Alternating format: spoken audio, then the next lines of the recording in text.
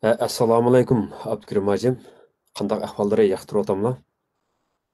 Aleyküm selam ve rahmetullah. Allah'a şükür. Kandak özler ticamatullah. Yaxshi, Allohga shukr. Rahmat. Orlig'imiz yaqin bo'lsinmi bugun? Mushu Covid virus sababidan bevosita ko'rishib, siz mumkin bo'lmadi bizga. Shunga ekran orqali bugungi suhbatimizni o'rlashtirdik. Assalomu alaykum dunyoning har qaysi joylaridagi qarindoshlar. Bugun mushu Angliyaning Londonda turishliq diniy ustoz olim Abdukirim hojim bilan shu Uyg'ur madaniyati bilan islom dinining munosabatlari haqida va o'zimiz duch kelayotgan bir qism masalalar haqida shu tor yuzda ochiq suhbat olib boramiz. Bugungi suhbatimiz Facebookdan jonliq tarqatiladi. Ondan keyin suhbat davomida Facebook'ni to'g'rilab qo'yay. Suhbatimiz davomida suhbatimizga qatnashgan va suhbat anglayotgan qarindoshlarningki Facebook'dan jonliq shu olishimiz qarta, suhbat qarta savol so'rashinglarni taklif qilamiz. Suhbat oxirida yarim soat sizlar so'ragan savollarga qarta biz javob berishga tirishamiz.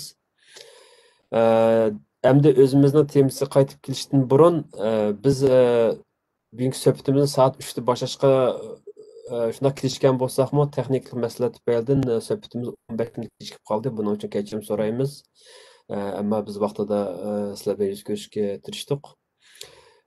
Unda temamizniki naq o'ziga kelsak, bugungi shu tordagi suhbatimizniki temasi Uyg'ur madaniyati bilan islom dinining munosabati haqida. Ya'ni birinchi qismi biz bu suhbatimizni davomli olib boramiz deganni bildiramiz. Albatta, bundan keyin bu sohadagi temamiz davomli sizlar bilan ko'rishib turdi. Undaqda savolning naq o'zi kelayli. Abdukirim hojim, sizdan so'raydigan birinchi savol Uyg'ur madaniyati bilan islom dinining munosabatlariga diniy nuqtadan qanday qaraymiz? Bu shaxta o'zlariniki tushunchalarini, o'zlariniki ilmlarini xalqimizdan bir o'rtoqlashgan bo'lsalar, rahmat. Assalamu aleyküm. Dünyanın yakas caylardaki aziz qarindoshlar. Hammalarning şu vaqti xayrli bo'lsin. İsa efendimning mush suhbatni o'rinlashtirganligiga ko'p rahmat aytaman. Amalning bericha şu savolning o'zini Qur'on orqali javoblantirishga tirishaman, Xudoyim bo'lsa. Birinchi savol, Uyg'ur madaniyati bilan islom dini munosabatlariga diniy nuqtadan qanday qaraymiz degan savolni qo'yyapti.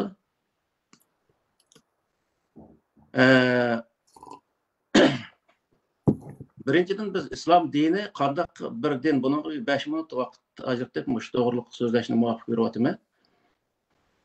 İslam dini bir millatniki madaniyatiga bog'langan yoki bir millatning madaniyatiga targ'ib qiladigan bir dinmi yoki butun insoniyatga qarta tushirilgan dinmi? Avval mushuni tushunish nihoyatda zarur deb qarayman. Chunki hozirgi vaqtda ko'pincha insonlar bir qism boshqa millatlarniki madaniyatini islom dini qatorida muomala qiladigan ishlar bor. Uning uchun Qur'oni Karim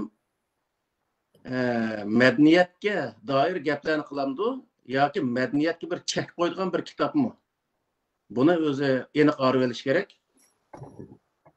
Qur'oni Karim shu birinchi qatim tushgan vaqtni bayon qilgan bir oyat bor. Sura Baqarniki 185-oyatida Estaizu billah şehru ramazanallazi unzila fihil Qur'an hudan linnas ve beyinatin minel huda vel furqan degan ayat. Yani Ramazan ayida Qur'oni Karim boshlangan, shu tushishi boshlangan ke shu vaqtda bu Qur'onning o'zini Alloh taolo deydi linnas, ya'ni butun insoniyat uchun bir to'g'ri va xatoni oriydigan bir kitob deb shunday tushunilib Qur'oni Karimning hech qanday bir yerida bir millatniki madaniyatini tashabbus qildigan yoki bo'lmaydi bir millatniki madaniyati xoslashtiradigan bundaq bir hukm yo'q. Bir oyat yoki bir ishorat yo'q. Buningdan biz bilib olamizki, Qur'oni Karim insonlarniki ish harakati, madaniyati, gap so'zlari, urf-odatlariga ma'lum darajada chek qo'ydigan. Ya'ni uniki insonlarga ziyonli bo'lgan, insonlar o'rtasida munosabatni buzadigan, yoki bo'lmaydi bir qism o'zi insonlarga ayib ko'riladigan yerlar nima o'rinlarni yepishga o'xshash shunday chek qo'ydigan bir kitob. Ammo uningdan maxsus bir millatniki nemasiga bundaq madaniyatiga xos bundaq bir hukm sohasida Qur'oni Karimda yo'q. Buni aytgan vaqtda Qur'oni Karim bir madaniyatni tashabbus qiladigan kitob emas. Qur'oni Karim bilan Uyg'urlarning madaniyat sohasi o'rtasidagi munosabat nima degan vaqtda Uyg'urlarniki madaniyati Qur'oni Karimniki hech qanday bir yeriga nima qilmaydi, taqashmaydi. Faqat taqishgan yeri nima degan vaqtda madaniyatning ichida bir qism yerlar bor. Misol men shu Kuchaniga 80 uyga borgan vaqtda tam rasmini ko'rgan nimada buddizm diniga e'tiqod qilgan zamonlarda yasalgan uylar ekan. Shuningga sizilgan tam rasmda ayollarniki erlar birga usul o'ynayotgan shunday yerlarda ayollarning kiyinishlari bor. Yaqinlar keng hozirgi shu Yevropalar kelganda endi qo'llarida nima uchoq yeni yo'q yoki olti shunday ko'ynaklarni kiygan holatdagi rasmlar bor. Islom dini kelgandan keyin faqat bu yerdagi o'zgartirilgan nima degan vaqtda qo'yilgan chek ash yengini ayollar yengini uzatib kiysa, yoqsinsa kichiklikda kiysa bo'ldi deganni o'tirib qo'ygan. Bu yerdagi nima musulmon bo'lgandan keyin musulmon yani islom dini kategoriyasi ichida buning o'zini shunday yo'l qo'ygan. Shuning uchun ajdodlarimiz shu madaniyatning o'zini hech qanday tashlab etmay o'z betida davomlashtirgan, ammo faqatla uniki bir shaklni azroq o'zgartgan. Demakki nima degan vaqtda Qur'oni Karim, ya'ni sen Uyg'ur ekansa, u vaqtda sen Uyg'ur madaniyatini tamamen tashlab etishing kerak. Bu madaniyatning o'rniga boshqa millatning madaniyatini kelishing kerak. Degandek mundaq bir narsani hech bir zaman o'tirib qo'ygan emas. Mishada bir savol darhol isim kashtada. Masalan, biz islom dinini nuqul bir e'tiqoddan ko'ra islom dinini biz madaniyat deb tushunsak to'g'ri bo'lamdi. Madaniyat emas, bu bir prinsip belgilangan bir kitob. Masalan, demakchi o'g'il bu yerda masalan e'tiqodlama emas, masalan shu dinga islom dinini e'tiqod qilgan musulmonlarniki hayot ya'ni yashash turmush uslublari hammasi o'zgardi yoki o'zi xos bir masalan boshqa cho'ng dinlar, masalan budistlar deymiz, xristianlar deymiz, bular masalan o'zi xos bir xoslik borda, chunki yashash usuli bir diniy e'tiqod sababidan bo'lgan yashash usuli u tadricalda yuzlarcha minglarcha yillar keyin u bir nima deymiz o'zi xos bir hayot yashash shaklini yaratganda, demakchi masalan Uyg'urlarniki masalan shamanizm davri bo'lsin, tangriga e'tiqod qilgan zamonlar bo'lsin, budizm davrlari bo'lsin yoki bugünkü islomiy hayotlari bo'lsin Uyg'urlarniki, demak bir e'tiqod davrida yashagan turmush usuli, urf-odatlarini keyingi boshqa din e'tiqod qilgandan keyinmi qisman saqlab qolgan demakchi-da. Demakchi, masalan arab madaniyatidan balki shunday bo'lishi kerak arablarniki. Masalan shu munosabatlar, ya'ni bir millatniki madaniyati bilan diniy e'tiqodi chambarchas kirashib ketganda, endi mush nuqtada aytganda buni qanday tushunamiz? Masalan e'tiqodmi, ya'ni islom dini yoki xristian dini boshqalar bo'lsa, bu diniy e'tiqod shu xosdagi hayot yo'lini buni qanday tushunamiz? Bu madaniyatning bir tarmog'i kiramdi demoqchi-da, men tushuntira oldim bilmadim. Bu nima islom dini madaniyat emas, lekin madaniyatga bunda cheklama qo'ydigan, belgilama qo'ydigan bir xuddi balki misol hozirgi zamonda demokratik bir tuzum deyli yoki kommunist tuzum deyli shunga o'xshash uniki kommunistlar bir to'tyanchig'va Jungsanpo demdi shunaqa bir chapanni kiygan bir nima shunga o'xshash misol bu Qur'oni Karimmi nima deydi desa millatniki nimasi madaniyatini yo'q qilish degan bir narsa yo'q. Uni taraqqi qilsa bo'laverdi. Davomlashtirish lozim. Ammo uni bir qism shakllarning o'zini o'zgartirish lozim. Misol ayollarga kelgan chog'da ayollarning kiyim-kechak kiyish masalasi kelgan vaqtida boy deganga o'xshash maydisini yomonbek echiyotadigan uning o'shalqi kasıllarin bek o'zi bek nima qilyotgan andaq darajadagi kiyimni kiyishning o'zini boshqa insonlarga bir hissiy jihatdan bir xato tushuncha yo'rib qo'yganligini uning uchun uning o'zini yepish lozimligini Qur'oni Karim aytib boruydi. Undaqda yana temni chatnab ketdi adasini shu temaga undab turmasam. Demak, Uyg'ur madaniyati bilan islom diniki munosabati qanday tushunamiz? İslam dini bilan Uyg'ur madaniyatniki nimasi islom dinini islom dini islom dini ko'rsatmasi ichidagi Uyg'ur madaniyati deb qaraldi hozirgi madaniyatimiz. Lekin bu Uyg'ur Mesela elbette İslam dininde mesela İslam dini qabul qilgandan keyin Uyg'urlar boshqa millatlarga o'xshashlar. Mesela İslam dinida shu millatniki azaldan yashab kelgan urf-odatlar bo'lgan. Urf-odat demak shu madaniyatniki bir tarkibi bo'ladi. Keyin din e'tiqodini qabul qilgandan keyin bu mesela bizning e'tiqodimiz bu cheklangan ekan, ya'ni halol harom ekan deb ayrilgan bo'lgan nurg'un shu e'tiqod qilgan dinga nomuvofiq elementlar, ya'ni hayot yashash uslublari tashlab etilgan, ya'ni shu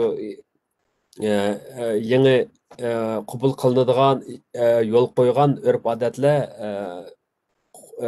qabul qilingan va o'zini shunga moslashtirganda demek çoğunun bir yerde mesela Araplar mı şundak boğan? Demek mesela kandak mesela bu mesela yeni bir misal alsak mesela Afganistan'da Talibanlar 14 yılın aldı da değil mi? Şundak dereceden taşqarı saqlanıp kalgan bir butning haykalini bombardman qilib pashlab qildi. Chunki u islomning burunqi shu Afg'oniston rayonida yashagan xalqlarniki madaniyatning bir tarkibi. Yoki mayli diniy shakli bo'lsin, madaniyat bo'lsin, Uyg'urlarda shunday bo'lgan aynan. Demakchi o'g'lim hamda konkretni masalan arab bo'lmagan millatlarning madaniyatiga qarata islom dinida qandaq masalan albatta biz Qur'onda biraz Qur'onga hukm qilamiz, Qur'ondan foydalanamiz, ammo yoki hadislarda boshqa manbalar qanday deb qaraydi, Qur'onni o'zi qanday deb qaraydi? Bayman deganga o'xshash madaniyat, ya'ni atlas ko'ynakning o'zini islom dinini qabul qilishdan burun Uyg'urlar atlas ko'ynak kiyib kelgan bo'lsa, uning o'zini atlas ko'ynakni islom dinini qabul qilgandan keyin tashlab etib, arabning qora ko'ynakni kiyib olish degan bu narsa xato. Bunu teşebbüs kılmaydı İslam dini. Yani demek ki onun bir vakti atlas ko'ynakni davomlashtirib kiyivasi bo'ldi. Ve lekin İslam ko'rsatgan mana yepan degan yani yepish sharti bilan. Shunga o'xshash misol nima tomoq masalasi, tomoq madaniyati kelgan vaqtda Uyg'urlar islom dinini qabul qilishdan burunmi lag'man polo yeb kelgan bo'lsa, u lag'man poloning o'zini islom dinini qabul qilgandan keyinmi yani davomlashtirib keldi misol. Ama bu yerki neresi neymi dese, lag'man poloning o'zini burun cho'shqa go'shi bilan boshqa bir go'shlar bilan itib yegan bo'lsa, shu go'shni o'ni qo'y go'shi quyib yesanlar bo'ladi. O haram deb halol qilinglar dedi. Cheklamalar ba'zan narsalarda undaq cheklamalar qo'yilgan. Uning bilan Uyg'ur madaniyati o'zgarish degan narsa mavjud emas u yerda. Davomlashtirib keraklik. Ammo o'zgarish yaqinqi zamonda bo'ladi bu. Demek yani bir yenilam da negiz çıkmadı bu sualın. Mesela sualımız şu, Uygur medeniyetini Uygur medeniyeti bilen İslam dinindeki münasebetler dini noktadan. Mesela bu atkan detalaş, bu atkan ziddiyatın yüzü delmiş ya da. Mesela Uyghur medeniyetinki gerçi mevcut Uyghur medeniyeti ming yillardan buyon Uyghur xalqining hayotida islom dini e'tiqodi bilan va yoki islom madaniyati bilan chambarchas bog'langan shu asosda taraqqiy qilib bugungi kunga kelgan. Masalan, muqamlarimiz bo'lsin, başqa nurg'un Uyg'ur hayotidagi an'analar bo'lsin, islom dinini chambarchas bog'langan. Demak, arablarda bo'lmagan yoki islom dinida ochiq aytilmagan masalan to'g'ri yoki xato ekanligi Qur'onda ko'rsatilmagan. Bunda masalaga masalan qanday qaraymiz? Bunun misali masalan mesela yez qishloqlarimizda biz mashrab umumlashgan Uyg'urlarda. Mesela uningda o qadar bir axloqsizlik ko'rilgan normal bir cho'nglar bo'ladi, yoshlar bo'ladi, kichiklar bo'ladi, o'zining qoida bir o'ynaydi. Mesela mushlarni Arablar ko'rsa yoki Arab başqa musulmon davlatlar ko'rsa, bu ayollar nimda bular ayrimni qilmaydi, bu qanday musulmon deb bular balki buni qabul qilolmasi mumkin. Misol, bu atgan shu bizning hozir ba'zi yoshlarimiz bu atgan nima shu madaniyatda nurg'un urf-odatlarimiz, masalan ayollar birga o'ltirib qilgan nurg'un faoliyatlar, nurg'un narsalar hozir asosan ayrilish qarab nima hamma narsa ayrilyapti-da, mush nuqtalar, mush sohalarga masalan. Qanday tushunamiz? Bu soha ba'zilari Qur'oni Karimda to'g'ri kelgan sohalari bor, ba'zilari Qur'oni Karim deyilmagan. Lekin mush arabniki keyingi zamonlarda shu xotib haqi bo'lgan kontrolligini bizga ko'chirib kelgan yerlar bor. Misol, naqshi musiqaniki masalasiga kelsak, Qur'oni Karimda yolg'on gap qilish, bir odamga vaqirab gap qilib nima zulm qilish deyli. Yoki u odamning o'zini ayiblash, o'xshash ashundaq bo'xton chaplash o'xshash mushundaq boshqalarni shahvoniy ishlarga targ'ib qilish, vahshiylik targ'ib qilish o'xshash mushundaq ishlarning o'zini Qur'oni Karim to'sidi. Qur'ondagi oyat bu gapda. Bu naqshiga kelgan vaqtda naqsha bir notiq selingan bir gap. Keyingi gap ham uniki. Qur'oni Karimdagi shu so'z sohasidagi qandaq so'zlar harom degan masala kelgan vaqtida bayman deganga o'xshash ash so'zlar harom. Shu aytilgan naqshning ichida shundaq so'zlar bo'lmay, vatanniki o'zi ozodlikqa o'xshash, millatning erkinlikka o'xshash, misol ittifoqlikqa o'xshash, bilimga intilishga o'xshash, bir-biriga yaxshilik qilish, yordamlashishga o'xshash, shundaq o'zi yaxshi o'tishga o'xshash mo'yindaq mazmundagi yaxshi naqshlar aytilsa bo'ladi. Buning o'zi masalan Payg'ambar alayhissalom Makkadan Madinaga kelgan vaqtida ashada Madinaliklar Makkaga kelgan muhojirlar bilan birlashib, dafn chelib, naqsh aytib Payg'ambar alayhissalom kutib olgan ishlar bor. Bu yerdagi narsa nima degan vaqtda, u yerdagi aytilgan naqshning mazmuni yomon bo'lmasa, insonlarni yomonlikqa yetaklaydigan bo'lmasa, bo'ladi degan gap. Endi bu musiqchi desa, musiq faqat shu naqshi qarta aytilgan narsa. Unda bo'lgandan keyin u normal yaxshi naqshlarga nima musiqani chelish, musiq asboblarini chelish u hech qanday bir gunoh narsa emas.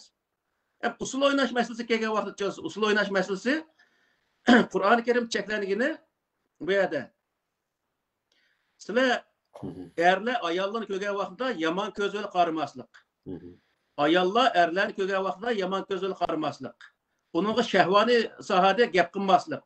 Ya'ni normal insondek muomala qilish degan gap. Mushu shartga asosan, mush shartga bo'ysungan holda shu yerda usul o'ynasa bo'laverdi.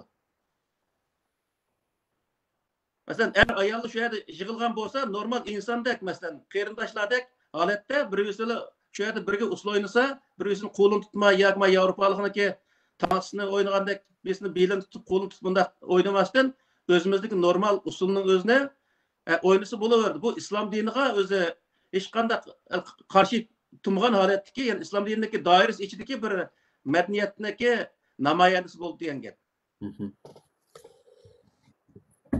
Demek muş sualın özü umumi cihetten mesela İslam dinide mesela çünkü Arap medeniyeti İslam dininden çemberças bağlanıp ketken. Yani İslam dini kaçatmış bu yaşaydı ola. Belki ulanın Araplarda mı mesela belki İslam dinine yat yoki dini mos kelmagan urf odatlar bo'lishi mumkin.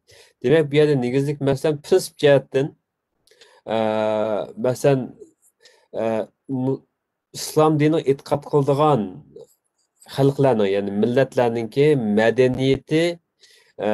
madaniyati bilan islom diniki munosabatlarda prinsip jihatdan qaysi prinsiplar bor deymiz? Masalan, bir prinsip jihatdan qandaq tushuncha hosil qila olamiz masalan? Buni mana aytgan vaqtda bir davlatniki qonuniga o'xshash bundaq tushunsak bo'ldi-ku.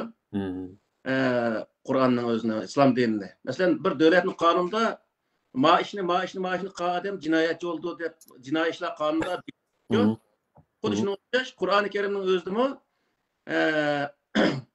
erlar mandaq narsani kiyishga bo'ldi. Ya'ni kiyinish usullari va Qur'onda ayollarning kiyinish usullari va shu doiraning ichida kaysi bo'laverdi. Va lekin o kiyim kiyish degancha davomli Arabnikini kiyish degan bir ma'no chiqmaydi. İslam dini Peygamber Aleyhisselam Arap bo'lganligi uchun payg'ambar o shu vaqtda Peygamber Aleyhisselam beshida salli bo'lgan bo'lsa, shu qarshisi turgan. Ya'ni kofirlarniki qilganligimiz salli bo'lgancha, Peygamber Aleyhisselam saqli bo'lgan bo'lsa, ularning saqli bo'lgan misol. Eng oddiysi. Demak bu nima degan vaqtda u Arapning orasidan bir Arap bo'lganligi uchun Arapning kiyimini kiygan, Arapning tomog'ini yegan, Arapning urf-odati bilan yashagan Peygamber Aleyhisselam. Ve lekin bazı Qur'oni Karim cheklagan yerning o'zini bayman deganga o'xshash, mandaq kiyinishlar Arabning erlar mandaq kiyinish lozim, ayollar mandaq kiyinish lozim degan prinsipga tushirgan o'zining kiyimini. Degan vaqtda biz bu do'ppimizni, atlas ko'ylaklarimizni, konvoy ko'ylaklarimizni shu islom dinini ko'rsatmish doirasi ichida qanchalik taraqqi qilsak bo'laverdi. Ammo uni tashlab o'tish degan narsa mavjud emas. Nima uchun degan vaqtda Qur'oni Karimda demak, mishadi texnik tushunsak, demak shu go'zal atlaslarimizni, rangdor atlaslarimizni tashlab qop-qorni kiyish kiyingan bildirmaydi degan gap, shundaymi? Ya. Bu yerdan ikki aniq tushunadigan narsa nima degan vaqtda hech bir millatga yan bir millatniki madaniyatini qabul qilsa deb uni zo'rlaydigan ish Qur'onda yo'q degan gap.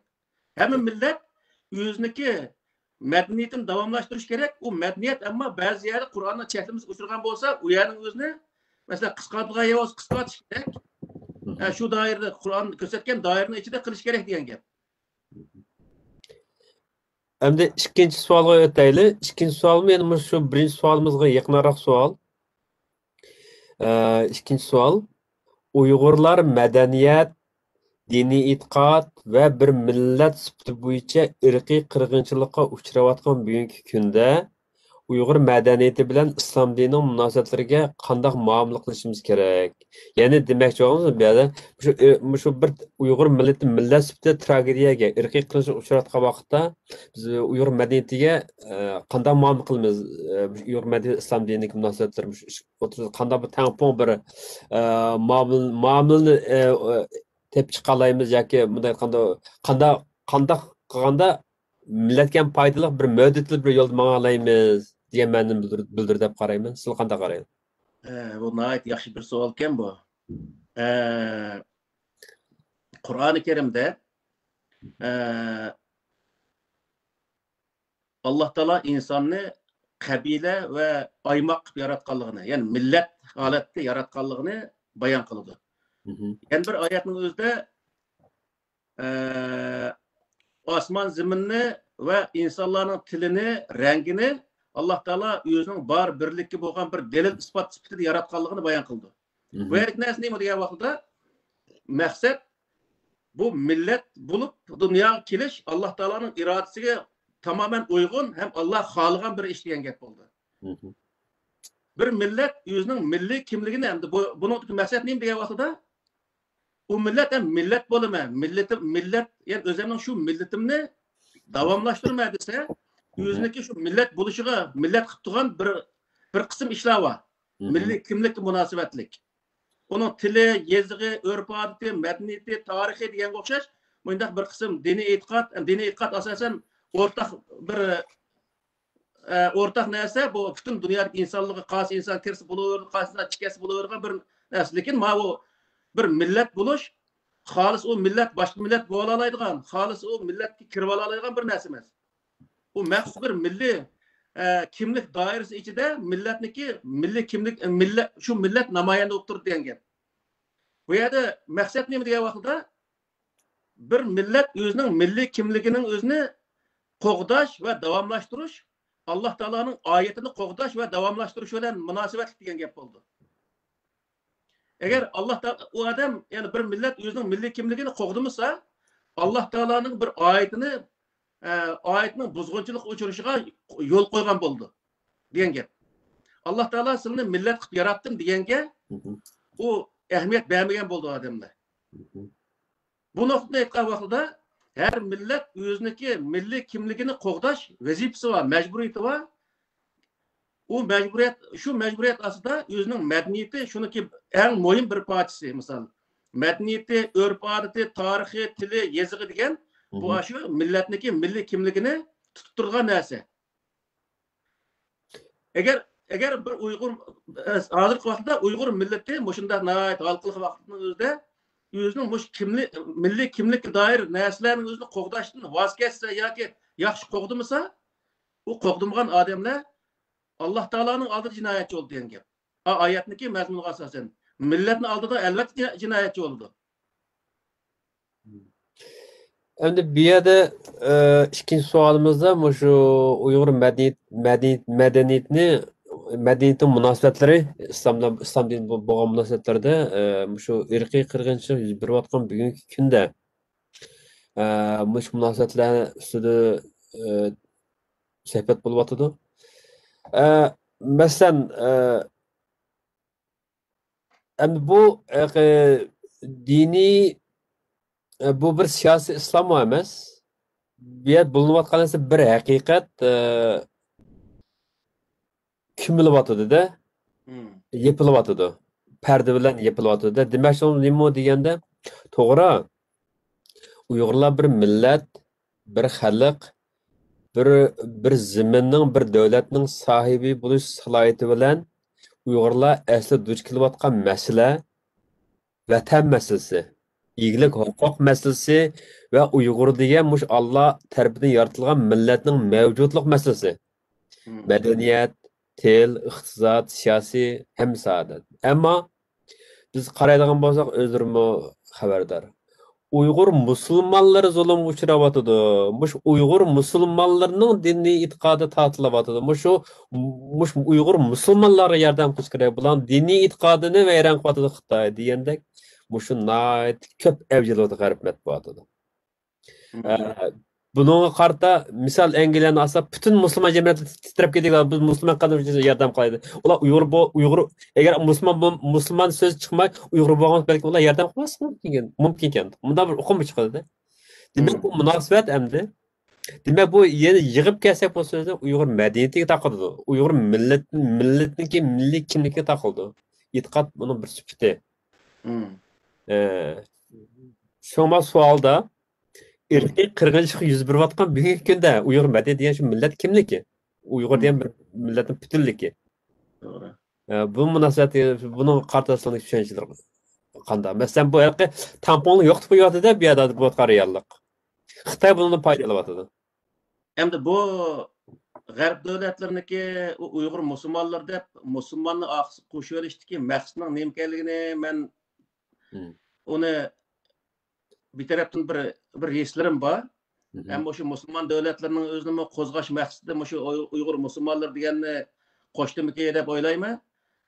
Aslida bu Uygur milleti deb olgan bo'lsa, bu texinbek keng doirada bo'lgan bo'ladi. Chunki hozirgi masala nima degan vaqtida u vatanni namoz o'qib ketding, Qur'on o'qib ketding deb bizni yo'qotib o'tish niyati yo'q Xitoyniki. Ash yerning egisi bo'lib qolganligimiz uchun yo'qotib o'tish niyati bor. Ama dünya bunu bundaq tushunmayotadi hozir. Ya biz uni dünya tushuntirolmadikmi buni? Ya ular tushunish xohlamadimi? Ya biz butun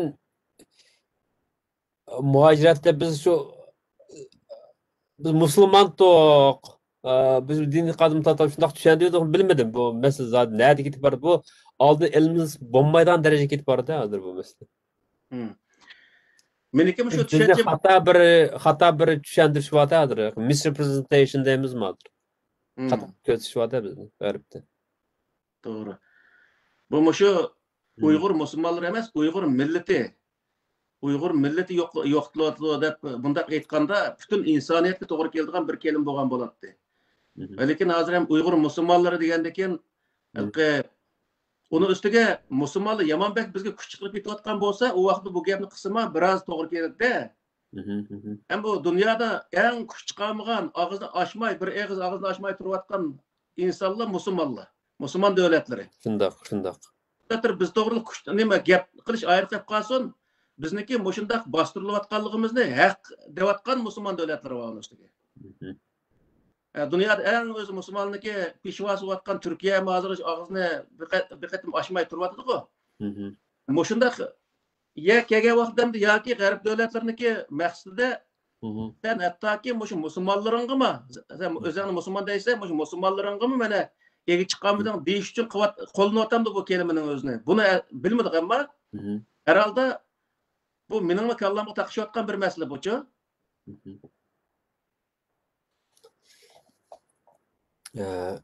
Undaqda keyingi savolga o'tayli. Chunki bu savol, ya'ni ikkinchi savolni biz ko'chirsak texnik ko'p ko'chirlay olmaymiz. Chunki bu nihoyatda ya'ni munosabatlik nurg'un temalar taqiladigan shularga diniy va siyosiy va ijtimoiy bir savol. Bu savol to'g'risida keyin yana davomli to'xtalaylik. Konkretniy bir savollarni chiqarib. Uchinchi savolda endi uchinchi savolga kelsak, bu texmo biz duch kelayotgan yana bir muhim bir masalada bizniki, ya'ni bizning obrazimiz, bizning image, bizning Uyg'ur obraziga chet elda bevosita taqalgan bir masala. Dünya dünya axborotidami, bo'limi g'arb axborotida texmi shundoq smolga aylanib ketgan bir masalada. Buni biz o'zgartirolmadik. Nurg'un yaxshi xonim qizlarimiz o'tirib chiqdi. O smol, o imajni ko'rsatdi herhalde. Bu bir pozitiv bir qadamlar. Bu savolning o'zi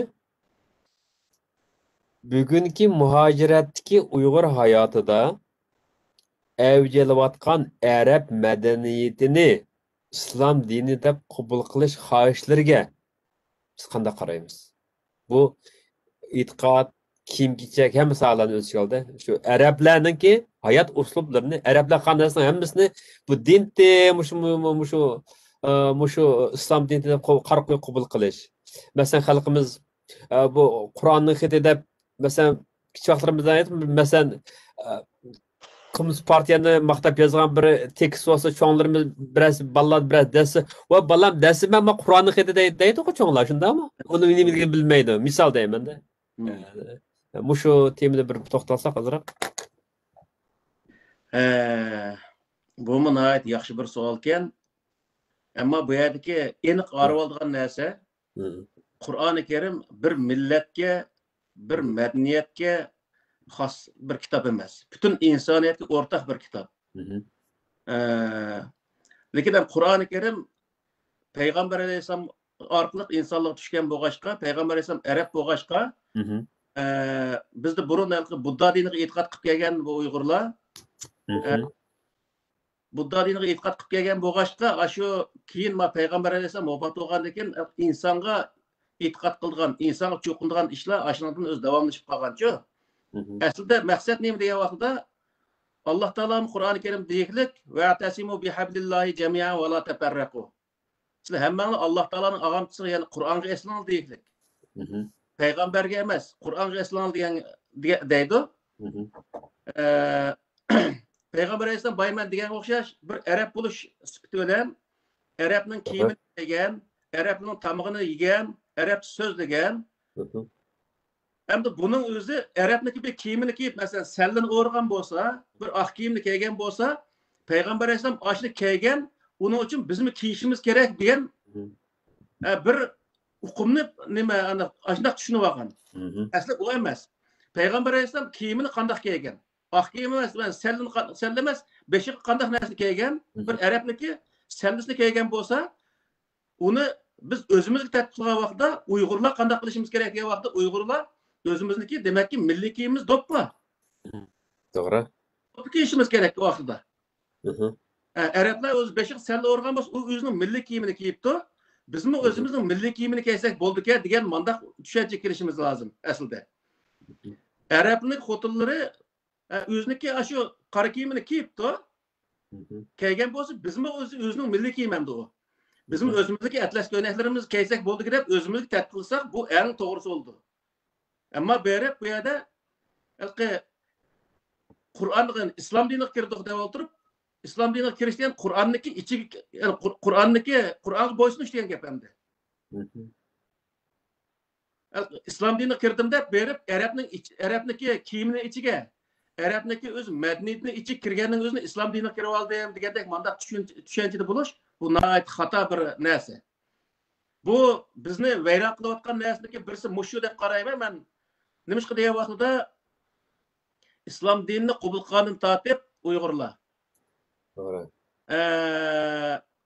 İslam dinini bundan burungi gapni bir ikki xil so'zlay. İslam dinini qabul qilishdan burun Uyg'urlarda Uyg'urlik milliy ruh nəhayət kuchli bo'lgan. Milliy ruh nəhayət kuchli bo'lganligi uchun o'ziniki atrofidagi dushmanligi qanday taqobil turadigan hamma narsani o'zini kallasini ishiltib, shu Uyg'ur urug'-xonligini qurgan Uyg'urlar mana shunday nim qilgan.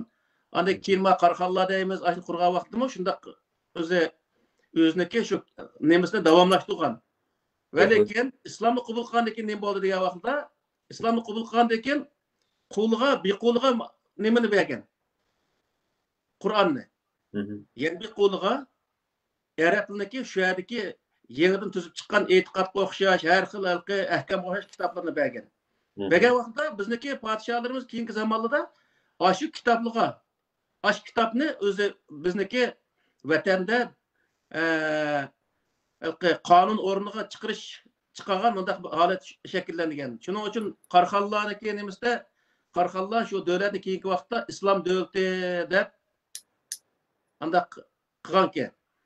Keyingi zamonlarda nima bo'ldi? Shuning davomi diniy olimlar davomliq bir olimni tasvirlash kelsa, Arabning olimlarini. Davlatni tasvirlash kelsa, Arablar qurgan davlatlarini. Podshohni tasvirlash kelsa, Arabning podshohlarini. Qahramonlarni tasvirlash kelsa, Arab qahramonlarini. Madaniyatni tasvirlash kelsa, Arab madaniyatini. Urf-odatni tasvirlash kelsa, Arab urf-odatlarini. Hatto tilning o'zidami Arab tili nima til deydi? Oltin til demdi ya, asal til demdi. Falani shakar til, o'zang til nima til demdi? Shunday holat shakllangan. Ya'ni Arabning hatto tilini shunday yuqori o'rin qo'ydigan bunday holat shakllangan.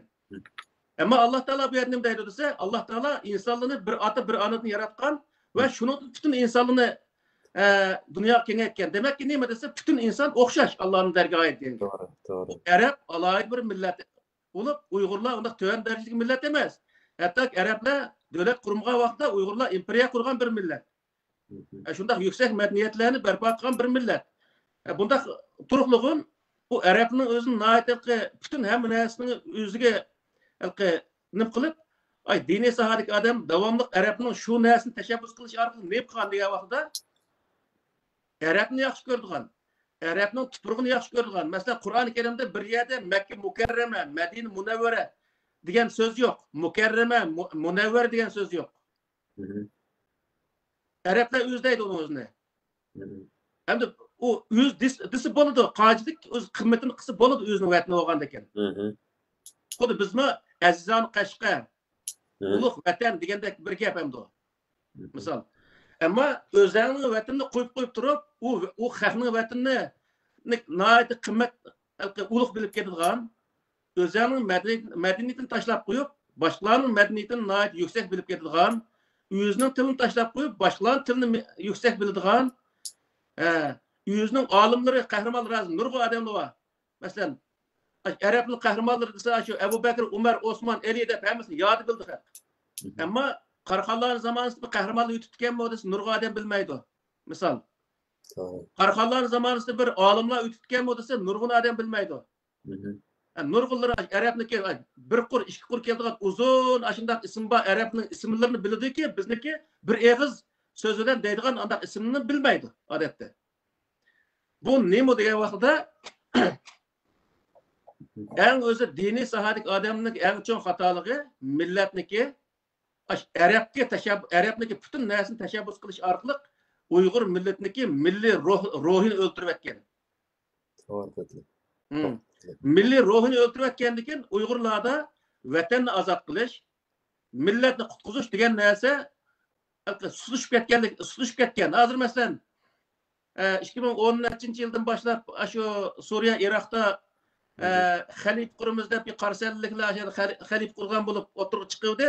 Uygurlar Şarkı Türkistan kurumuz degenden vaz keçken halatda aşağı Halip kurgan bulup nurgun Uygurlar gibi öldü mesela. Hem de bu şu mühim bir timininki asasını oturup koyuldu hazır. Çünkü hem neyse şu Uygur hayatında Arap Araplar mundaq qıldı ekan, Araplar mundaq kiydi ekan, Araplar mundaq yaşaydı ekan degandek bu bir xil ulug'lash. Uyg'urlar o'zininki tarix yaratgan güzel obrazını, güzel medeniyetlerini tun yetemezlik. Muşta bir xahish evci elbatıda. Şundaq o'ylab ketdim men. Şundaq o'ylandim bu masalada. Ben 2011-yili Mongoliyaga bordim. Mongoliyaga berib, Mongoliyaniki shu Orxun Yinsay vodisiga berib, shu 1740-yillar qurilgan shu Uyg'ur davlati, Uyg'ur imperiyasining shahar xarobasini ketkazdim. Deb nurg'un o'ylab batdim. Shu shahar xarobasi bu kambag'al Mongoliya bu shahar xarobasini remont qilmabdi. Shu Atkalı baqadan bir eğili oqıştı qo'yibdi-da. Aslında içinde To'siqda qala, shahar qalasi, 3-4 kilometrlik qala, içinde malpadlar bor. Ama shahar qalalari bunarlar shundoq haybatli ko'rib turdi yana. Uning neriyinda 40 kilometr shimolda Köktürk imperiyasininki xarobatlari bor. Mangu toshlar bor-da. Uni Tika, yana Turkiyaniki shu Türk dünyasındaki chet ellardagi asoratliklar qo'llaydigan bir o'rin ekanda. Bu shu nurg'un necha millionlab mablag'lar silib Ko'ltikin mangu toshlar uchun bir muzey silib, ularni qo'g'dab, shunday yaxshi zamoniy bir muzeylarni saqladi. Maxsus yo'llar, yani biznikiga o yo'lmi yo'q qaraslar. Aşağı 40 kilometre, 40 kilometre. Şundak testi batı. Ya bir belgesi yok yani ki. Aşı Moğol tarihşünaslar bizden bilip bakın arkeologlar. Uygur devletinin ki Uygur imperiyası harablı, şehir harablısı şu da biz gösterdi. Nurgun neslen üygendik şeydi. Bir daş kazanındaki bir küçüğü tepilip şeyde hazırlıkça şişede saklap durumda. Bunu göstereyim.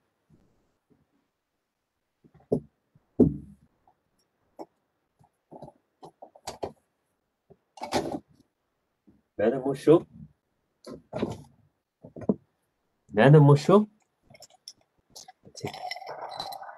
şu Uygur devleti 1700 qanday Qur'on Uyg'ur davlatiniki shahar xarobasidan tepilgan metal. Bunun qaraslar.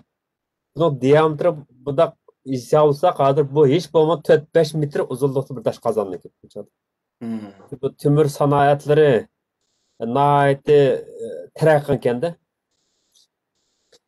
Bu hammasi toshlar shu liq shu Uyg'ur devletin şehir paytaxtniki xarablıklarını ep geldim. Ben için en teberrük. Demek boğunum nemo bir bu söhbetimizde neyim münasebet var bunun diye vaqtda ben bir haberler bir kitap yazdım. Urxun boylarıq səfər deb qarindaşlarımız oxumaqçı bo'ldi. Shu kitobning oxirida bunda bir 10 necha turli taklif borda. Masalan, bak ya bu kitap shu Urxun boylarıq səfər. O taklifda bir narsa borda. O taklif dedim Uyg'urlarning beshiga kelgan Saidiya xonligidan keyin beshiga kelgan zulmatning hammasi zulmatning hammasi vatansizlik, davlatsizlik. Devlet kuranmadık, çünkü devletin kadriga yetmedik. Şu vaqtda yetmey, dini mezheplerninki ziyankeşleri sebebiyle bu devlet vayron bo'ldi. Hozirgacha hemmimiz necha milyon Uyg'ur, vatanda necha milyon Uyg'ur. Bu hakimiyatsizlik, hakimiyet ega bo'lanmoqlikning dardini tortyapmiz. Hakimiyet bo'lmagan kuch bo'lmaydi endi. Biz har qancha necha million bo'lsakmi, davlatimiz bo'lmasa, o'zimizning kuchimiz bo'lmasa, biz o'zimizni qo'g'day olmaymiz. To'g'ri. Endi gapni o'ziga kelsak, shu chog'da mush kitobning oxirisida bir narsa dedimda. Ben dedim, biz Uyg'urlar Mekke Medine'ni, Mekke Mukarremni acayip söyleyimiz. Dal sizlar deganda shundoq söyleyimiz. Biz Müslüman bo'lgandan keyin shundoq söyleyimiz. Bir Uyg'ur mening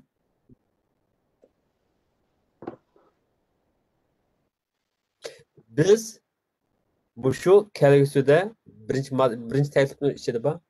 Qachonki Uyg'urlar shu Uyg'ur davlati qurilgan shahar xarobasini Mekke Madinadek muomala qiladigan vaqtda biri Uyg'ur ruhi tug'iladi, biri Uyg'urlar davlatchilik ishinadi va davlat qurganligi ishinadi. To'g'ri. Mushu ang mushundaq bir vatanparvarlik shakllanmaydi ekan Uyg'urlar. Bu Uyg'ur milliy g'ururi, Uyg'urdagi faxrlanish, Uyg'urdagi sevgi, Uyg'urdagi ishonch ojizlaydigan kuchlanmaydi deb shu kitobda yozgan. Demak, bu tema yana bog'lanib qoldi degan mushunga bog'landi misol. Biz 1000 yillik Uyg'urlar islom dinini qabul qilgandan keyin biz nurg'un madaniyatlarni yaratdik islom dini asosida. Nurg'un kuchli davlatlarni qurdik, qarxoniylar shunga bir misol. Ammo bizniki muvaffaqiyatimizdan ko'ra mag'lubiyatimiz biz to'lagan badallar bak ig'ir. Bu eng og'irqisi hozir to'layapmiz. Shunga endi bu alaqi biz nima uchun Uyg'ur millati va Uyg'ur madaniyati bilan islom dini e'tiqodimiz o'rtasidagi munosabatni to'g'ri bir taraf qila olmaymiz. Agar to'g'ri bir taraf qila olgan bo'lsak, masalan to'g'ri bir taraf qilgan bo'lsak 40 yil Qashqardan o'zing bir xalqqa Xotanga jihad eshib islomiy g'azot urushi ilib berib o'zini qirmaydi. 40 yil urush qilmaydi. To'g'ri. Agar to'g'ri bir taraf qilgan bo'lsak, yot bir dindagi bizga tahdid bo'layotgan, bizga har vaqt bizni ishg'ol qilishdan yanmaydigan nima manjul nimni o Jo'ng'arlarni boshlab kelmaydi-da. Mesela apaqo shu san qildi. To'g'ri. Mening tushuncham shunday qanday qaraylar, men bak cho'nqir tushib ketdim bilmayman. Ben shunday o'ylab ketaman deb biz nimishqa shu millat bilan, davlatchilik bilan diniy e'tiqodlarimizni nimishqa biz to'g'ri bir taraf qilmaymiz.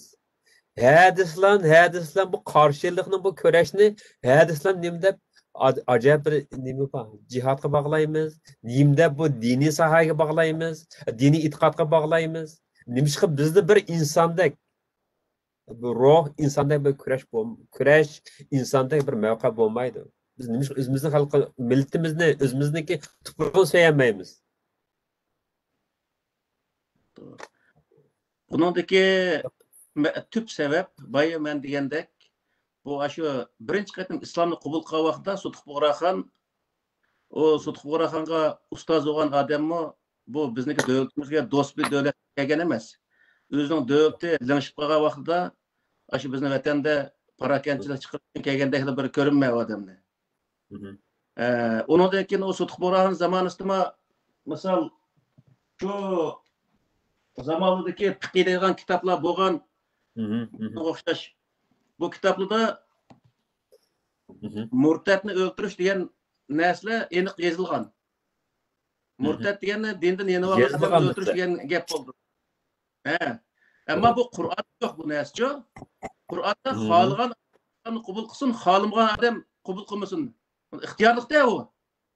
Faqat uningga to'g'rini so'zlab qo'y, ammo qabul qilish qilmaslik o'zining ishi degan gap. Ammo bu kitobni ko'rsa, men boya degandek, bequlluq Qur'onni, bequlluq mandaq kitobni berganda, bergandan keyin Qur'onni taxtashga qo'yib qo'yish kerak, ma kitobga qarab ish qilish kerak. Bu sababdan bizniki shu Qarxonlar zamonasi bo'lsin, keyingi zamonlar bo'lsin, shu kafir degandek o kafirni o'ldirish zodi, shunday o'ltirgan qoida o'tirib chiqib ketib, shu Qarxonlar zamonasida Uyg'urlarniki eng az bo'lsa 50% odam o'lib ketgan misol.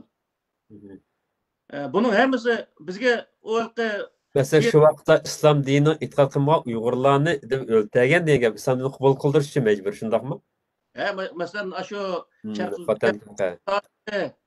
shu nima Turg'unalmasniki kitoblarga qaragan bo'lsa, Xotanga birinchi qaytim borgan vaqtida nurg'un odamni o'ltirib, undan keyin misol ashada bo'ldi deb islomni qabul qildik degandan keyin Qarxonlar askarlar ketgan vaqtida yenib oldi. Yenib olgandan keyin berib qatlamda butunlay qirib demak shu vaqtda nima desin, ashunda qilib nurg'un odamning o'zini Uyg'urlarni qirib etgan. Ammo arablarda undaq bo'lmagan. Arablarda mesela bir yer besavaga vaqtida shu besavaga yerning o'zi Patiqaya deydi.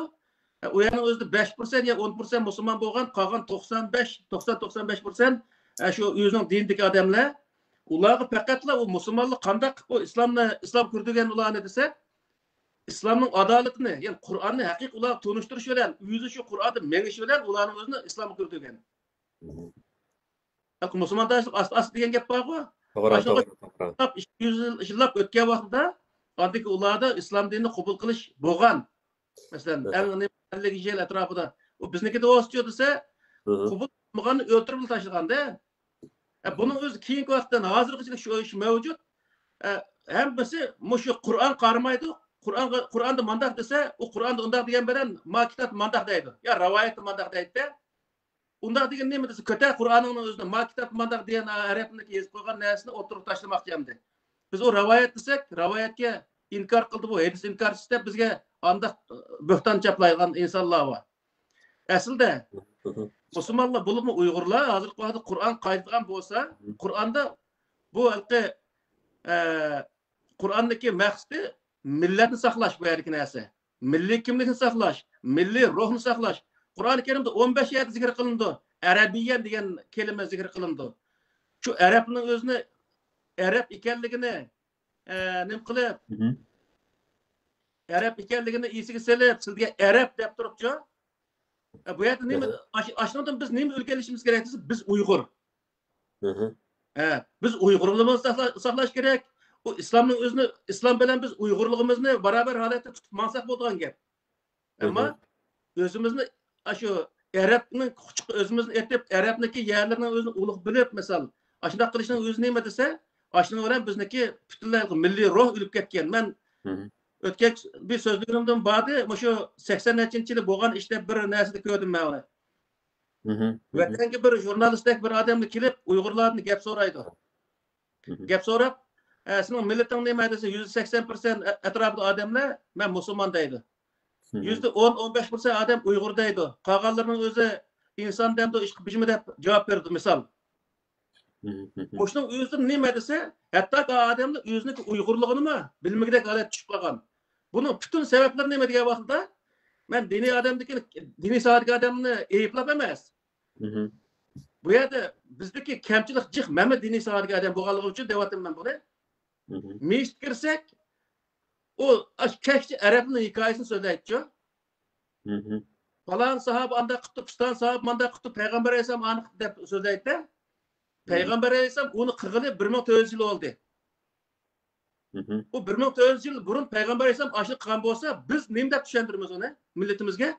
1400 yıl burun bizniki vatanda nima ishlar bo'lgan? Qandaq davlatlar qurilgan bizni vatanda?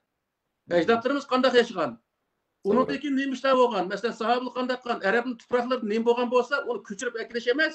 Biz vatanda nima ish qilgan shu vaqtda Uyg'urlar? Arablar hozir nima ish qilyapti? Biz vatanda biz nima ish qilishimiz kerak bu yerlik narsa? Arab nima ish qilayotgan bo'lsa, Arabni o'rgatish emas bu yerlik maqsad. Biz o'zimizni Uyg'urlar nima ish qilishimiz kerak? Bundaq narsani so'zlash kerak bu yerda. Keç Arap kahramanları, Arap alimlerinin özünü sözleş arka milletke özünün kahramanları, özünün alimleri, hatta ki özünün devletlerini mi bilmediği halet çıkkalık. Ben şahsen 90 yılı, 90 yılımız şu Turgun Almas'ın kitabı Uygurlar diyen kitabının özü çıkkan vaxtıda 88 kudayım. Şu vaxt çıkkan vaxtıda tuncu qatım şu Uygurlar diyen kitabını elip Uygurlar'daki tarih kurgan devletlerin tuncu qatım anlaşım. Bu şunçilik hiç bir ustazımız ya ata-anamız Uygurlar mandak devlet bo'lgan, bunu degan mandak o'zi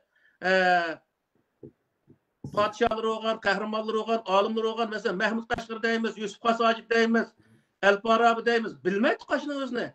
To'g'ri. Qashning oldida Hazrat Umar, Abu Bakr deganni bilmaydigan Uyg'ur yo'qmi? Hammadan biladi. Lekin o'zimizning olimlarini, o'zimiz qahramonlarni bildigan Uyg'ur yo'q. Bu Uyg'urlardagi dini olimlardagi cho'ng kamchilik, xatolik deyishgan bo'ldi buning o'zini. To'g'ri. Bu millatni qutqizish uchun milliy milliy ruh qutilishi lozim birinchi qadamda. Milliy ruh unga paydo bo'lgandan keyin u milliy ruh millatni qutqizishga haydashlik qilgan narsa bu. Eğer o milli ruh qutulmasa, milli ruh qutquzish uchun qanday qilamiz? Tariximizni yaxshi bilishimiz lozim, urf-odatimizni, madaniyatimizni, tilimizni, yezig'imizni yaxshi bilishimiz lozim. O arab tili shakar til, uyg'ur tili o po'q til emas, uyg'ur tili o'xshashli shakar til o dunyoda tilniki cho'ng kichik bo'lmaydi. Hamma til o'zi ulug' o'zi uchun o nima? Uning uchun bayman deb qoldim, ba'zilar ma Makka Mukarramda mening ochiq kerak deb o'ylayotgandi. Unda emas. Mekke Mukarram, Medine Munavvarda bu yanın özünün nəhayət çox bilimiz. Və lakin özümüzün vətənini onun aldıb nöl qıvatmasligimiz lazım. Vətənimiz onun da mı bizə keraklik? O yer berib qısaq o Ərəblər bizni panal qılmamaydı alətdə. Şunun üçün bu Uyğurlar özümüzün mədəniyyətimizə, özümüzün vətənimizə, özümüzün milli kimligimizə nəhayət qattiq egi çıxışımız onunğa qarta hər bir dini sahədəki yoki şu bilim sahasidagi odamlar harakat qilish lozim. Buni qo'rqmaslik lozim. Men burun qo'rqib chiqmagan o'tirga. Millatning orasida bir nima ixtilof paydo qilib qo'ymay deb. Lekin ixtilof paydo qilib qo'ymay degan siri bu millatning o'zi peti. Shu arablar bo'lay desa asli, shunday bo'lib misol. Hozir davlat quramiz desa, davlatning o'zini Turkiyaga u yoq bu yoq berib so'rasak bo'g'o. %80% etmese İslam devlet kurumuz, şeriat devlet kurumuz, halif kurumuz deb aşındaydı. Hazır şaraitte sen neymi kuralaysan? Bunu oylaşı gerek sen. Kandak neyse kuralaysan. Neymi kuralaysan? Dünya sana kandak neyse kursan şunun özü yardım verdi, şunun özü ruhsat verdi. Bunun karaş gerek. Doğru. Biz dünyanınki, Xitay karşı turgan bir memleketlerinki yardımını almay turib, xalqaroning yardımını almay turib, bizniki unchalar kuchimiz yo'q hozirgi vaqtda. Kuchimiz shunchalar chiqilgan bo'lsa, nima qurimiz desak mayli. Nurg'un odamlar 33-yildagi Sharq Turkiston Islom Jumhuriyatining asli keltirimiz deyotgan odamlar bor. U 33-yil qachonqi yil, hozir qachon? Buning o'zini o'ylayotgan Uyg'ur yo'q. Shuning uchun biz hamma ishning o'zini zamonimizda hozir bu sharoitni o'zida nima qilib qursak yaxshi bo'ladi. Misol, shuni yaxshi o'ylashimiz lozim, shuni qarta harakat qilishimiz lozim. Bu gapimiz boshqa bir davlatlarning quliq qo'shadigan bo'lishi lozim. Bu haqiqatan cho'ng tema. Hozircha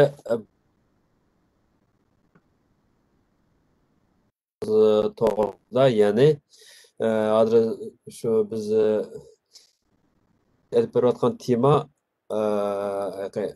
muhojiratdagi Uyghur hayatida avjayotgan Arab madaniyatini islom dini deb qabul qilish xohishlari to'g'risida bo'ldi. Bu yoqdan cho'ng tema, bu tema to'g'risida qanchalik suhbatlashsak hech kamlik qilmaydi, chunki millat mushtaq bir krizisga yuzlanyapti hozir. Xo'sh, o zaman biz eng bugun bir suhbat qilib birlashtirgan shu suhbatimizniki eng orqa savoli 4-chi savolga o'tsak. 4-chi savol, shu yuqorqi 3 savolni biz muzokaralashdik. Bu yoqda tushuncha hosil qildik. Abkirim hojimga ko'p rahmat. 4-chi savolni endi diqqatlarga sunsak. Demak, 4-chi savolni diqqatlarga sunishdan ilgari Uyg'ur madaniyati shunday bir madaniyat. Nurg'un madaniyatshunoslar tadqiqot ilib bordi, o'rislar, inglizlar, nurg'un g'arbdagi olimlar tadqiqotlarni ilib bordi. Bir yakin chiqib qoldi-da. Yakin qanday yakin deyilganda, bu shu Chingizxonningki istilosidan keyin nurg'un millatlar yo'qolib ketdi. Chingizxon shu Mo'ng'ul yayloqlaridan tortib Yevroasiyo, Yevropaning sharqidagi nurg'un davlatlar, O'rta Sharq qolgan davlatlar qoldi. Mo'ng'ullar ishg'ol qilgan davlatlar qoldi. Uniki keyingi avlodlarim necha asrlargacha hokimiyat yurgizdi. Masalan, biz Uyg'ur Sa'diya xonligi deymiz, bu shu Mo'ng'ullarning keyingi avlodlarining bolarini qurgan xonliklar, bu keyin uyg'urlashib ketgan. Timur imperiyasi deymiz, bu shunday. Hindistondagi Babur Shah, Babur imperiyasi bu shunday. Hammasi keyin turklashgan, ya'ni uyg'urlashib ketganda, shu Mo'ng'ullar. Demak, nurg'un madaniyat, nurg'un millatlar yo'qolgan. Moğolistan'daki. Ama Uygur medeniyeti, Uygur Türk medeniyeti desek hatalaşmayımız. Çünkü Uygur devlet kurulgan vaxtlarda bir Türk federasiya, yani kabile ittifaqındaki terkibideki bir millet bilen şu kabile en güçlünüp Uygur devletine koyup Uygur diyen nam bir siyasi hayat erişken bolsa, Chingizxon istilasi davrida va undan keyin bu Uyg'ur degan bu atalg'u hem siyosiy hem madaniy oqimga aylanib ketdi-da O'rta Osiyoda. Chunki Uyg'ur demak bir madaniyatning kimligini, yani madaniyatning sahibini bildirdi-da. Shunga turklardagi Uyg'ur degan so'z shunday kelib, shu Uyg'urlarning madaniyatiga keldi izhor qilindi ekan. Turk tilida madaniyat oqimi shu Uyg'ur, baldir uyg'ongan degan medeniyetinde işletilirken. Demek Uygur medeniyeti Orta Asya'da, büyük Orta Asya'da millet meyli zavallık yüzden son, yaki gülden son, sanı köpeksin azlansın ama güçlendi bu medeniyet. Ki devlet körümüz mesela büyük Özbekistan payda oldu. Uygurlar'daki en yakın qeyrindaş bir milleti, qeyrindaşı. Bu medeniyetini özlüksüz devam kılırıp geldi ve kilibatıdı. Gerçi Uygur medeniyeti ile Özbek medeniyeti de az farklar olsun mu? Asasen farklar yok. Hem de biyatki mesela, biyat falanın nek özü muşu medeniyetini biz kandak varsı kılımız. Bu muhacirette. Çünkü bu medeniyet varsı kılımız desek nurgun İslam dinini qalqan qilib turib nurg'un ziddiyatlarni ba'zi qarindoshlarimiz bilmagan holda yoki bilgan holda qasdlik qilib shakllantiradi. Masalan, ben 15 yıldan 10 yıldan hatta 15 yıl 10 yıl oldiki mesela kichkina bir Londondagi bir hayotni isim aslında şu vaqtlarda belki nurg'un muajiratdagi Uyg'ur to'plari shunda bizim Navro'z bayramini tabriklaydik. Naqshlarimizni keng ko'chada chilib faoliyatlarni o'rnashtirdik, mehrab o'ynaydik. Shundaq nima qiladi? Mushningga necha yillardan beri bir shamol ko'tarildi. U bo'lsa-mu, Navro'zni tabriklash harom, Yangi yilni tabriklash harom, uni qilish harom, buni qilish harom. Bu kun millatga, bu muajiratga Uyg'ur bo'lib yashamoqmi? bir nihayet ters bir ahvolga keldi. Demek bunun hemmisi sürüştürüp gelsek yani şu İslam'a bağlaydı, dini etikata bağlaydı. Nimanca bu Uygur'un medeniyet kimligiga, Uygur'un medeniyet örf adetleriga, nimanca bu ziddiyetler, nimanca rad qilishlar. Sen şu rad qilgan inson, sen kim o? Sen ata-anan kim o? Sen pushtun kim o? Sen Uyg'urmi, Uyg'ur emasmi? Ya o'zingni jakala e'lon qil, men Uyg'ur emasman, Arabda ket, Arablarla yasha. Nima qilasan? Bu Uyg'urning orasida yashash nima yo'q? Salayting yo'q. Agar yoqtirmasang, zaten biz Uyg'ur bo'lib yashaymizmi yoki yashamaymizmi? O'zimizning madaniyati bilan yashaymizmi yo yashamaymiz? Demak, mush nuqtada sizlar qanday qaraysiz? Biz qanday mush muhojirat Uyg'ur bo'lib yashaymiz? Mush islom dini nomini shakllantirayotgan mush sun'iy ixtiloflarni qanday bartaraf qilamiz? Mush haqda bir sizlarniki fikrdan anglab baqsak. Aslida islomda bir buruli deganga o'xshash, islom dini bilan bir millatniki madaniyatini o'tirsida hech qanday zidlik yo'q. İslam dini bir milletning madaniyatiga hech bir zaman qarshi turmaydi, uni cheklamaydi. Faqat cheklaydigan o'rinlar bor, bayman degandek. Qalaymaqan naqsh etish, ya'ni millatni buzg'unchilik qilib maqadigan naqshlarni etish, qalaymaqan axloqini buzdigan ishlarni qilishni cheklaydi. Va mashalarni kelib chiqqan chog'da deyildi bu gap. Bu diniy nuqtadan aytgan vaqtda bu halqi mush dinni bilmaganlikdan bo'lyapti bu ishlar. Nurg'un odamlar ya dinni to'g'ri tushunadi. Faqat bilmaydi desak, arabcha biladi. Ammo arabcha bilish dinni bilganlik bo'lmaydi deb qarayman, chunki shu Qur'onning o'ziniki butun Uyg'urlikqa, madaniyatiga, tarixiga hamma narsaga tatbiqlayolmagandan keyin u odamlar zaten dinni bilmagan odamlar bo'ldi endi. Uni to'g'ri tatbiqlayolmagandan keyin. Payg'ambar alayhisalom odatda bir rivoyat bor. Badr urushidan qaytib kelgan vaqtida öykip bir qancha hafta o'tgan vaqtda uy kirib, yatsa, ayol Oyishaning qashiga bir ikki qizlar kirib, o'sha yerda ataynakum fahayyana va hayyakum deb naqsh aytib, dapchap naqsh aytganligi yoki naqsh aytganligi shunday bir rivoyat bor. Payg'ambar alayhisalom anglab yotdi. Yotgandan keyin Abu Bakr kirib, menda qarab qo'yib o'tgandi. Payg'ambar alayhisalom qashiga keldi. Umar kelib, "Voy, nima Payg'ambar alayhisalom qashiga sen bu naqsh aytsa" degan vaqtda Peygamber Aleyhisselam koy ulanı atarısı sığınıp nakşi etiyorduk deydi. Demek bu yerdeki neyse neymi diye vaqtida eğer o dinge karşı insaniyetindeki mesela ahlakı karşı ahlakını bozulduğun aşında kılkı insanı hunuklaştırdıgan, insanın özünü vahşilaştırdıgan, insanın özü pahişe ve hakeza yama işler terkip kıldıgan mezmundaki nakşi olmasın, yaxşı nakşilar bolsa o hiç kandak o bizge bir günah olmaydı. Mesela Noruz'da aytgan nurg'un naqshlar var. Bizde asosan unda jamoat so'rinlarida eski naqshlar qo'yilmaydi ku. Shunchalik o'z yaxshi naqshlarimiz varmış. Umarjon Alimniki, Abdurahim Abdullohniki, Abdullah Abdurahimning shunday yaxshi naqshlari var. Demek ki nima degan vaqtda bular dinni tushunmaganlikdan bo'lardi. Agar u dinni tushunsa, dinda gap qilish usuli var. Gapning o'zini, masalan, aviq degan o'xshash usuldagi gaplarni o'z ichiga olgan mazmundagi naqshlarga Dutta tambur çeliş undaq naqshini etish xata, hem onun usul oynashi xata. Usul oynagan vaqtida mesela erlar ayollar bir yer usul oynasa bo'lmaydi deb qo'ydi. Ayollar bir yer usul oynasa, u yomon niyat bo'lmasli bo'ldi. Ko'zingni saqla, tilingni saqla deb Xudo bekor demaydi. Shu xotixan qashiq berib qo'ygan chog'da ko'zingni o'ynatma degan gap bu. Shu yer ko'zni o'ynatmay bir qarindoshlarcha u yerda o'tib mundaq bir usulni o'ynasa, u bo'laverdi u.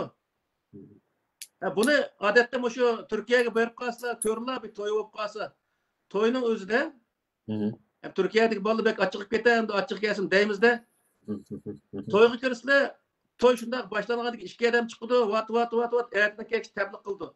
O yerde 4 eğiz gap kılıp, kız ve jigitneki bəxt saadet üçün 4 eğiz gap doğan koyup, qağını gibi çıraylık nakşını koyup, o yerde küngül açılan gap. Hemen nesiniki bir ornu var. Bu milletniki mesela 10 bin adam, bazen gapning o'zi Tayyip Erdo'g'an 2009'da 300 bin adam Uyg'ur var bu yerda, 300 binning 110% olsun 30 bin Uyg'ur bo'lgan taqdirdami?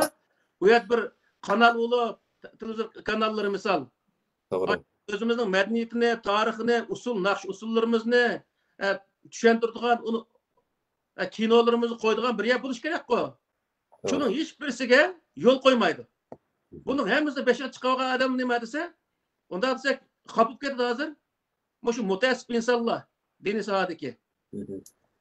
Millatniki bu dini nemisnimi shu nemisnimi madaniyatini, urf-odatlarini unutg'izib etibdi. Bu intayin cho'ng jinoyat bu millatga. Xudoning oldida bir millatniki milliy kimligini saqlab qolishga buyurgan Qur'ondagi oyatga ham xilof, hem bizniki milliy mavjudligimiz qilingan bir xiyonat bu. Onun için bu dini sohadagi odamlar kallasini yechib, mana Qur'onni bosh-bosh o'qish kerak. Ravoyatga berilib demaslik lozim. Unda ravoyat desak, hammasi hozir hamda ochiqlab ketadi zodi. Qur'on to'g'ri kelmaydigan narsa din emaski u. Undaqda biz bu teminiki bir qism konkretli sohalar bo'yicha biz burunma suhbatlashgan to'q esim qilish 2018-yili, ya'ni 2 yil bo'lib ochdi bu suhbatimizni. Shu vaqtlarda shu yangi yilni qanday kutib olish, yangi yilni kutib olish va norni kutish to'g'risida shu islomiy nuqtadan Qur'ondan misol keltirib sizga yaxshi tushunib bergandilar. Bu temaga hozir kirmay turayli. Hozir kirdiğimiz bu temaning naq o'zi. Ya'ni biz hozir endi shu konkret tadbirlar qaysi? Masalan, biz hozir nihoyatda bu butun millat nihoyatda xatar bir ahvolda. Biz hozir masalan yoziqimiz ishlatadigan tilimiz ishlatadigan yangi bir avlodlar asosan yo'q. Muajjatda nihoyatda az sonda Qozog'istondagi O'rta Osiyoda 1 million yaqin muajjatga qirilligimin degandek. Tarqab. Allah'ımın şükür nurg'un Uyghur maktablarimiz qurildi. Bolalar tarbiyalanyapti. Yetarli emas, chunki bu bir butun millatning madaniyati qanday varasligini saqlab qoladi. Hozir bu tadbirlar muhim bir gap. Tadbirlar qaysi? Masalan, tadbirlar qaysi deganda bu ziddiyatni, shu Uyg'ur madaniyati bilan islom dini ortiqcha ziddiyatni hal qilishning, hal qilib shu madaniyatni saqlab qolishning konkret tadbirlarini qaysilar biz qanday qilsa shu masalani hal qila olamiz? Sizning qarashlar bo'yicha. Buni islomiy nuqtadan aytgan vaqtida musiqaniki halol haramini diniy sohadagi odamlar yaxshi tushunish lozim. Misol, urf-odat, boshqa o'zimizning tarix sohasidagi narsalarni nihoyat yaxshi tushunish lozim. Har millat o'ziniki narsalarga ega chiqish haqqi bor bu yerda. Qur'on bu haqqni o'smaydi, ham tashabbus qildi shu qo'g'dashga.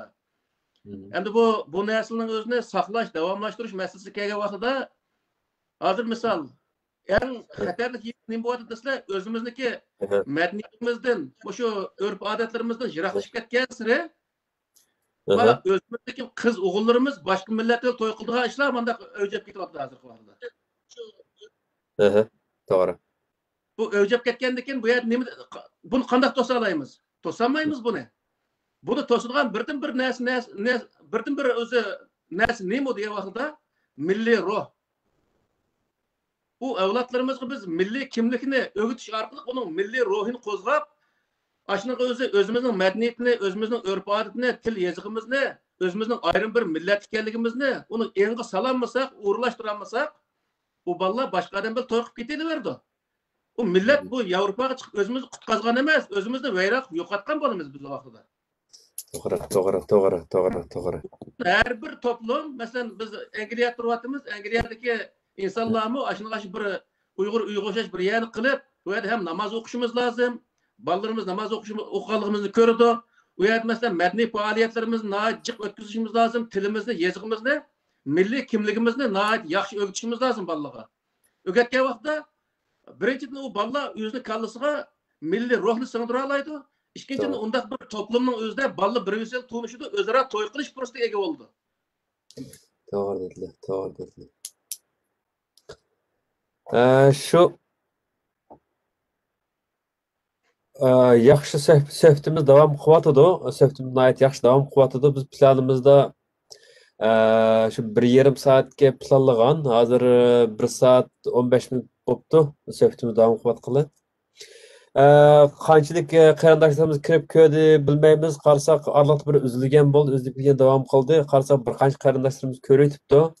Hozir endi mushu naq maydondan agar savolinglar bo'lsa, mushu Facebookdan mo'ljalliq taqdilyapti hozir yozsanglar biz bir 15 minut so'ragan savolinglar bo'lsa biz shunga javob berishga tirishsak, Abdukarim hoji shu savollaringizga javob bersa. Qani birdan sizlarning savolinglar bo'lsa shuni kutayli. Shu nima tekst orqali yozsanglar bo'ladi. Yozib qo'ysanglar biz naq ko'ra olamiz. Undaqda suhbatimizning davomini yana davom qilaveraylik, chunki tema cheklanmaydi. Shu hozirgi temamizniki biror savol so'ralguncha ozroq davom qilaylik. 15 minut savol so'ralsa, shu savolga javob tutsak deb o'yladim. Undaqda endi masalan albatta endi Uyg'urlar eng oz yashaydigan mamlakatlarniki biri shu Angliya, endi Uyg'urlar oz bu yerda. Yevropa boshqa davlatlarga nisbatan aytganda oz. Ammo bu dunyo miqyos bo'yicha aytgan vaqtda qanday tadbirlarni olish kerak? Bu Turkiyada 20-30 ming qarindoshlarimiz yashaydi. Hozir mesela toyning misollarini elib o'tdilar. Men to'y qatnashib baqqan İstanbulda. 2010-yil qatnashdim, 11-yil qatnashdim. O chaqda nag'mnadi jalliq shu vataniga qilgan to'yni. Undan keyin to'y qatnashib baqqanimni bilmayman qanday bo'ldi to'ylarni. Demak, endi bu millatniki naqsh musiqalar emas. Bir millatniki, bu Uyg'urda bir millat bugungi shu bir davlat tarafidan irqiy qirg'inchilikqa uchrayotgan hamma sohalari o'sha bir kunlarda millatniki qanchalik qo'limizdan kelsa, qanchalik biz qila olsak, jonimiz bilan, tenimiz bilan, mehnatimiz bilan, barliq fidokorliklarimiz bilan millatniki barliq an'anani saqlab qolish. Bu nihoyatda jiddiy har vaqt taqozo qilgan bir masala. Mush nuqtadan chunki xalqimiz azaldan shundoq, bugünkilardan shundoq, burun shundoq bo'lgan. Ziyonlar qismidan ko'ra, ziyonlarning so'zlaridan ko'ra diniy sohalarniki xalqimiz, diniy o'lmalarimizning so'zini ko'proq anglaydi, ko'proq yaxshi tushunadi. Mushu nuqtadan sizlar qandaq yurak so'zlari bor?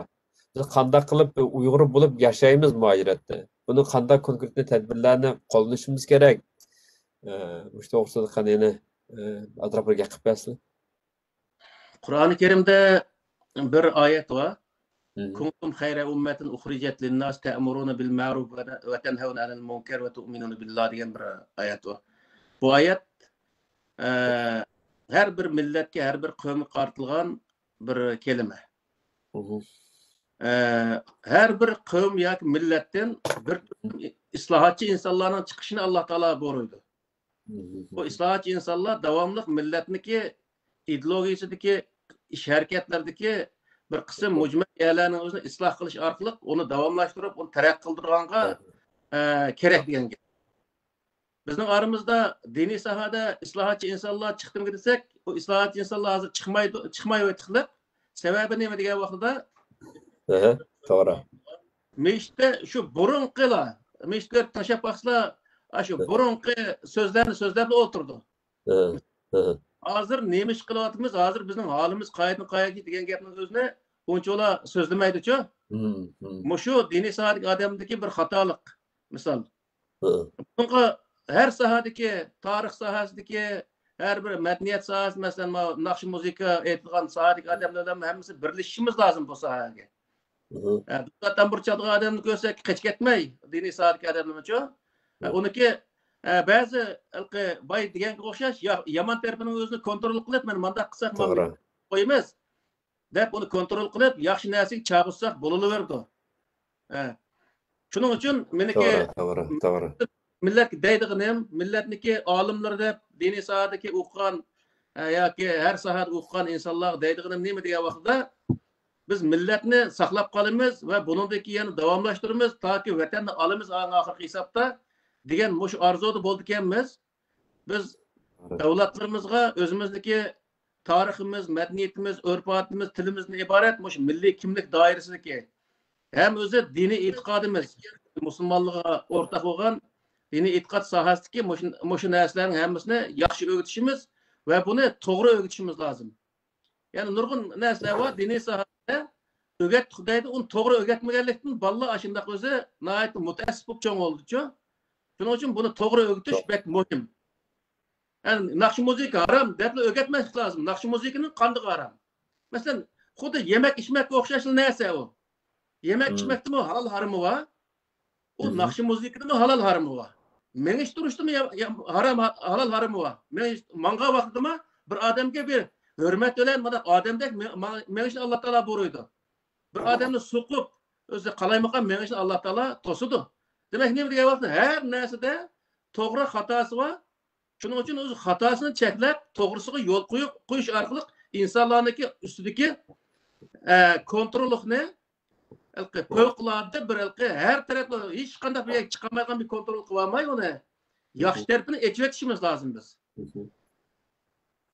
Uni u vaqtda millatimizda yana yerini yetilayotgan bolalar vaqti kelsa o'zaro berib usullanadigan undaq ishlarni qilsin. O'zimizning usullari, o'zimizning naqshlarini qo'ysin. Meşt gelgençe tebliğ anlasın, tebliğdim hazır zaman neymiş kılımız, neymiş kıvatımız biz kim o? Tarihimizni, medeniyetimizni şu yerde dini sahadik adamlar anlatsın. Eğer biz onu anlatmayı durup keşke Arap'daki tarihini, Arap'ın medeniyetini anlatsak, o ballarımız özümüzgini bilmeydi ki o. Doğru dediler, doğru dediler. Yaxşı söhbət bo'ldi. Söhbətimiz nəhayət yaxşı davam qıldı. Biz tunji qatim bu canlıq söhbət bir sınab baxdıq. Burun biz aldıdan avaz alıb söhbət elib berib andakı nəşr qildıq. Bu qatim tunji program orqali canlıq taqtışqa urinib baxdıq. Bu canlıq taqtışımızmı muvaffaqiyatli bo'ldi. Azroq qiyinchiliklar bo'ldi, herhalde canlıq taqtildi. Adır Facebook'tan nurg'un qarindoshlarimiz ko'rib o'tadi. Mush munosabat vaqt munosabati bilan biz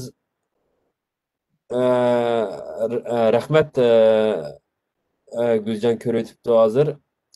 Shunga vaqt munosabati bilan yana takrar saminglarga savolinglar bo'lsa, shu savol so'rsanglar hozir.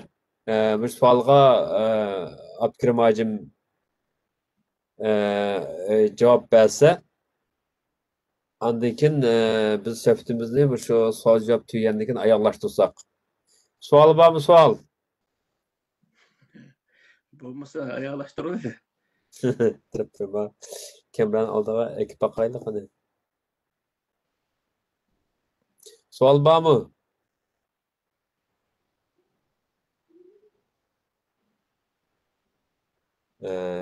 Bo'pti, keyin yozma shaklda so'rab qolar. Undaqda biz söhbətimizni bu yerda ayaqlashtirsak, sizlarga ko'p rahmat, Abdukarim hojim. Sizlarga ko'p rahmat. Yaxshi tushundirdilar. Rahmat aytamiz sizlarga. Bo'ldi, Allah. Hammasiga ko'p rahmat. Ko'rayotganlarga hammasiga. Shu ko'rayotgan qarindoshlar, sizlarga rahmat. Qimmatli vaqtingizni chiqarib ko'rdinglar uchun suyundik.